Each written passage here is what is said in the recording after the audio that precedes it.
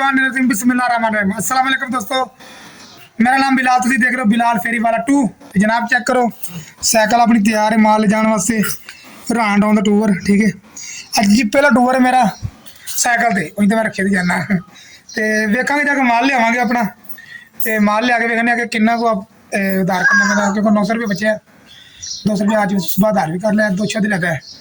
तो इस वीडियो के माल के रेट भी आपको ने भी विखावे, तुम माल लिया के आवेंगे। तो अगली वीडियो तुम विखावे कि आप जो घाटा है जो पे अपन बारिशों की वजह तो कि आप कवर करना, ठीक है। तो वेखते रहो बिलाल फेरी वाला 2, तो मेरे नाल जुड़े रहो। तो अज माल लैके आना, तुम दिखाने जी कि चीज़ लैके आए थे, कि रेट से अपन मिली, नवा रेट की निकलिया, ठीक है। तेल की तुम पता कीमत वध रही ने सन 2026, तेल बढ़ाई है तो हम रेट वधने ने, देखने की बनता है।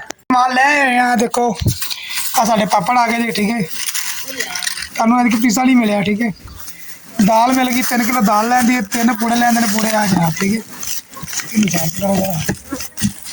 देखो बच्चे भी 2 पूड़े लाते हैं, ठीक है। माल मूल जोड़ दिता जरा, तो थोड़ा मसला बन गया जी। मेरा टुट गई चैन, तो चैन टुटने बाद फिर मैं जाना थोड़ा भलाई की वीडियो नहीं बना सकिया माल की, किमें लिया सी या जिमें भी वो चल करना गर्मी के बस मत वजी पी सी। तो इस वास्ते फिर जो मैं जिमें फिर तुम पता सिस्टम लगा ला लिया, पेटी कर दी इतने चैन आ कोई टुटा पाया, चेक करो सरकार आ चैन जी, ठीक है। टुटा स्टाफ तो लग ही आ गए, शुक्र दूर नहीं टुटा, ये दूर टुटता तो निज़ाम बड़ा खराब हो जाना, बहुत ज़्यादा खराब हो जाना।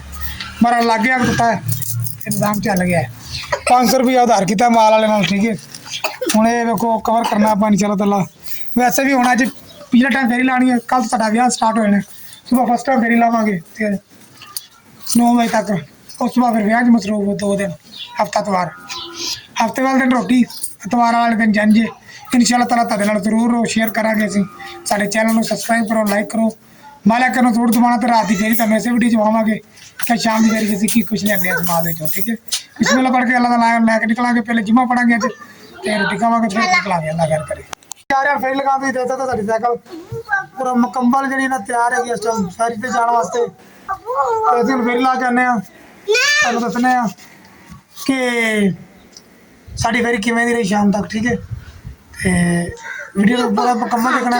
तो पहली फेरी इस माल दी, ठीक है। माल चेक करो, माल जुड़िया बिच, ठीक है। रस्सी किधर आ गई है, ठीक है नाज़रीन। फेरी लगा के आने कर सकते हैं, तो फेरी असीं लगा आए हैं। तो फेरी खास कोई अज एड्डी अच्छी नहीं रही, लेकिन चलो बेहतर है, अल्लाह खैर करे। कोई 3 किलो रोटियां लाए, 3-4 किलो 3-4 बोतलों ने,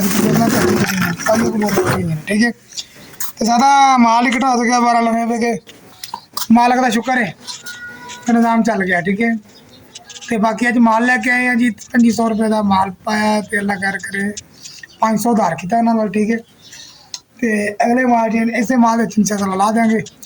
सुबह शादी है जी मेरे भतीजे की, रोटी है, तो परसों बरात है, वो वीडियो तो जरूर शेयर करांगे। चैनल लाइक करो, सबसक्राइब करो, बेल आइकन जरूर दबाना, ठीक है। आने वाली मेरी वीडियो हर तक कोल पहुँचे। मैनूं दो इजाज़त, अल्लाह हाफिज़।